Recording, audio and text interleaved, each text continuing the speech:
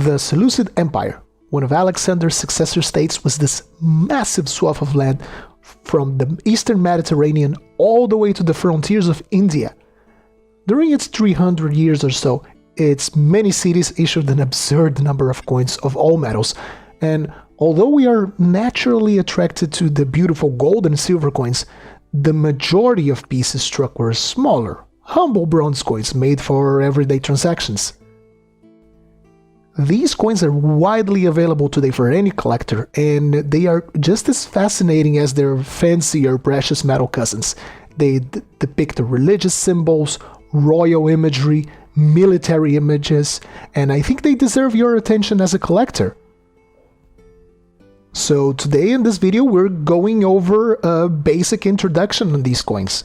Why they were struck, where they circulated, what are the denominations. We're going to look at some examples, so maybe this way you have some basic information about the pocket change of the Seleucids and might consider collecting them. Let's go! So to start, it's best that we get some historical numismatic context. The Seleucid Empire was established by Seleucus I, one of Alexander's successors, and in its territories there were plenty of highly urbanized areas, such as the eastern coast of the Mediterranean, some parts of Asia Minor and Mesopotamia. These areas were already highly monetized even before Alexander's conquests. The east also had urban centers, but the west was very accustomed to the use of money. And for us to understand how our coins fit on the Seleucid state, the Seleucid markets, quote-unquote, we need to take a quick step back and look at Alexander. Not only Alexander, but his father, Philip, as they adopted the monetary standard of the so-called Attic standard, initially established by Athens. This was just one of the many different systems from the Greek world, but it became the prevalent one after Alexander just imposed it over its conquered territories. In broad strokes, it was based on a silver drachma, the standard silver coin of around 4.3 modern grams, and it had multiples of that for larger transactions and divisions for the smaller ones. At first, it was a system entirely based on silver pieces, from massive decadrachma of 43 grams to pathetic little hemitetartemorion of less than a tenth of a gram. So we can see that having coins that would weigh 1/10 of a gram wasn't really something practical. So the impracticality of striking such minute coins led to the appearance of bronze coins, generally struck as divisions of the oboe, a coin worth a sixth of a drachma, and the smallest denomination, which was still struck in silver. Of course, there were tons of exceptions to this rule, but in broad strokes, oboes and above were struck in silver. Anything smaller, for small everyday transactions, were bronze. And the base unit, the atom of this bronze coinage, was the chalkos, from the Greek kalkos, meaning bronze or copper. The oboe was divided into 8 chalkoi. And denominations in bronze were made as, for example, single chalkos or multiples.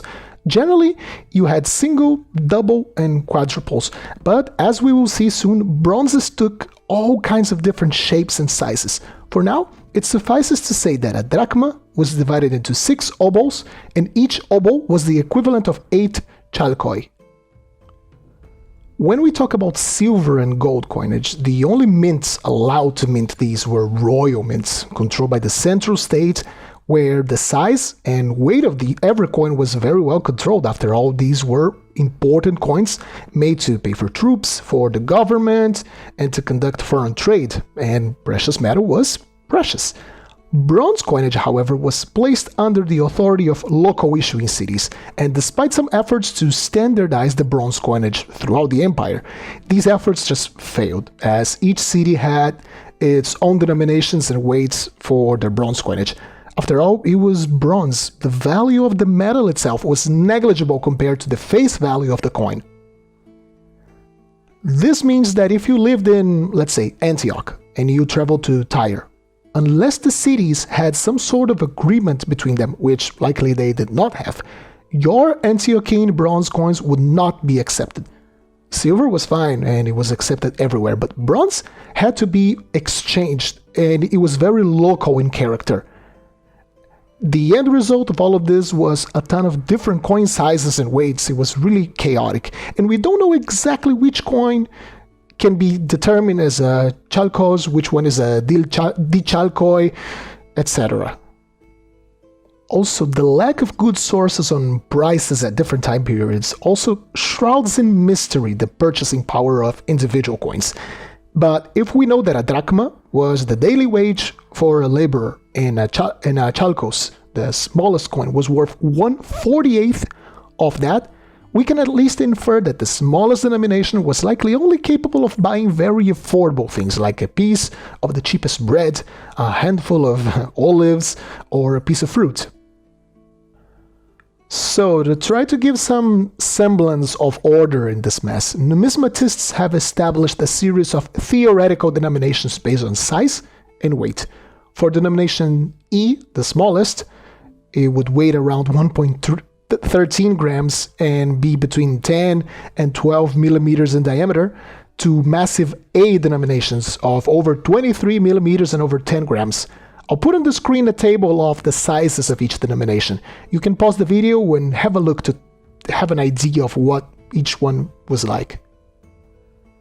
And for today's video, I've brought you nearly all of the denominations. We are starting from denomination A, the biggest one, to denomination D. Denomination E, the smallest one, and the theoretical double A denomination are very rare, and sadly I couldn't get footage of these. But on screen right now, I will put a couple of examples of these two. So, let's get started. And for denomination A, we go to Phoenicia, to the city of Tyre in particular, between the years 175 and 164 BC, during the reign of Antiochus IV, the great villain from the Jewish history of Hanukkah. We can identify this as a denomination A due to its size of 22 millimeters in diameter and a weight of 11 grams, making this one of the largest available bronze denominations. Maybe you only needed 2 of these to make one small silver oboe, but we can't be completely sure. The only thing that we are certain is that in the overall scheme of daily transactions, this must have been worth a reasonable amount of money. So when we head to the obverse, we have a very simple design, the bust of Antiochus IV himself, not in high relief as his silver coins, but the big flan allowed engravers to add a reasonable bit of detail on these. Pieces in good condition are rare and command a reasonable premium.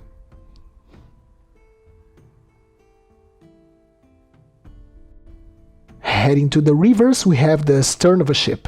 It's just fitting that the city of Tyre, famous for its incredible explorers and seamen, to have lots of coins depicting ships. After all, that's how many of the city's inhabitants made their fortunes. Apart from the ship, full of detail, we also have 3 legends, like 3 layers on a legend, meaning mentioning the king's name and the issuing city. Basileus Antiocho, from King Antiochus, Tyrio, a coin from Tyre.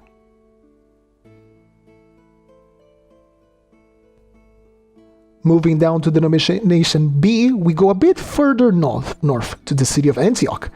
This is a piece from the very short reign of Antiochus VI, a reign of less than a year, enabling us to nail down the coin to between the years 143 and 142 BC. Notice the indentations around the flan. We aren't really sure of why they were made this way. It could be to make counterfeiting a little bit harder, but some people theorize the simplest of solutions might be the best one. That is, that this was just made for the coin to look good, as a prestige piece. Some collectors lovingly nickname these coins as bottle caps because they really look like little Coca-Cola bottle caps. I love the obverse of this coin. Not only this particular piece is in stellar state of conservation and has a lovely patina, but it is also full of character. The young bust of Antiochus is crowned by sun rays. This is an allusion to Apollo, the Greek sun god and major deity for the Seleucids. This is also called a radiate bust, and will be adopted quite often by the Romans on their coinage as well. We classify this as a denomination B because, although if we consider the indentations as part of the coin's diameter, we get to 22 millimeters, qualifying it as an A. But the weight, it's much lower at around 8 grams, so it sort of like drops down the scale. So, and it indicates that it is a smaller denomination, so we classify it as a B instead of an A. The reverse is also very interesting. Dominating the central point, we have a charming little elephant. It is holding a torch, another allusion to Apollo and his eternal flame, and to his right, we have a star and a series of letters, most likely control marks for the emission of that coin. And above and below the design, the legends. Quite a mouthful for such a small coin. Basileus Antiocho Epiphanos Dionysio, or from King Antiochus, the glorious Dionysus. And we keep going down the denomination ladder with denomination C. This piece was attributed to Alexander II Zabinas between 125 and 122 BC at the city of Antioch once again. We consider this a denomination C due to its even smaller size. This particular piece is just 16 millimeters wide and weighs just 3.9 grams. On the obverse, we have quite a unique bust of Alexander wearing the elephant headdress. Of course, an elephant's head is simply too big for a helmet to be made out of it, but this is actually an old symbol from back in Alexander the Great's conquests. The elephant was meant to symbolize his conquest and campaigns in India, the furthest he ever went. Also, the Seleucids were famous for using war elephants as shock troops during battle to disrupt enemy formations. So even in these tiny little coins here, we see a bit of propaganda to the Seleucid glory of old and their connections to Alexander the Great himself. Heading to the reverse, we have this quite unique symbol. This is an aphlaston.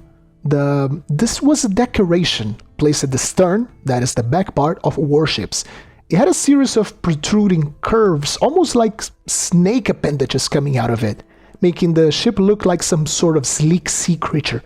It was used as decoration, as well as a way to ward off evil spirits. On both sides of the drawing, we also have the legends. Basileus Alexandrou, very simple legends referring to the ruling monarch, Alexander Zabinas. And finally, we're at the bottom of the rank. We go to denomination D, the tiniest coin for the day. Such a minute little thing. This was very likely worth either a single chalcos or a dichalcoi, a double one, but it couldn't be much more than that. This particular coin is attributed to Demetrius I between 162 and 150. Surprise, surprise, this coin is also attributed to Antioch. Antioch was a massive city throughout antiquity due to its privileged position. So no wonder that during the time of Roman domination, it was actually the third largest city of all of the empire, being surpassed only by Alexandria and Rome.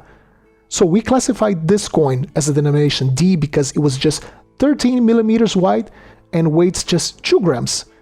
This tiny little thing, but full of charm, as we will see.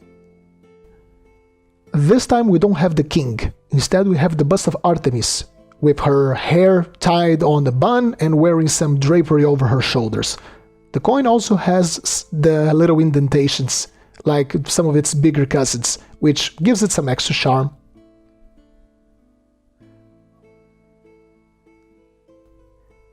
Heading to the reverse, we have another, once again, a very complex scene for such a small coin. Whoever engraved these coins must have either been rather young or had fantastic eyesight. So we have a standing figure of Apollo, the patron god of the Seleucids, inspecting one of his arrows in a slightly outstretched hand, and in his other hand we can see that he is holding his bow. Next to the design we also have the legends, Basileus Demetrio of King Demetrius.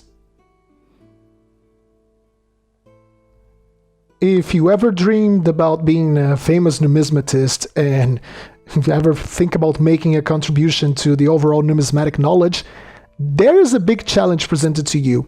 If you manage to figure out through sheer research which denominations in the Attic standard these coins represent, you will have added one extra piece to the overall numismatic puzzle of Greek coins. So now I want to hear from you. Have you got a Seleucid bronze coin? Let us know in the comment section down below. I hope you all enjoyed it, happy collecting, and I'll see you soon.